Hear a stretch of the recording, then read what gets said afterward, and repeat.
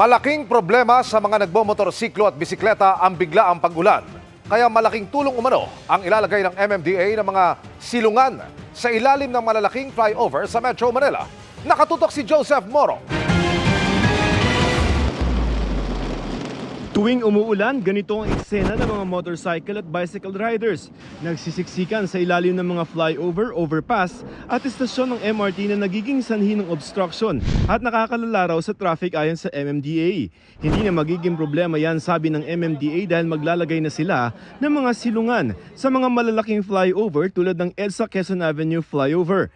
Dito maaaring pansamantalang sumilong ang mga rider ng motorsiklo at bisikleta, pero para dun sa ilalim ng ibang flyover, overpass at maging istasyon ng MRT, bawal pa rin. Yung bawal na matagal tumigil. Kung magpapalit po or magsusuot ng kapote, yan naman po ay ating papayagan. Dito nga po sila dapat. Maglalagay din ng mga repair station kung saan pwedeng libreng magpa-repair.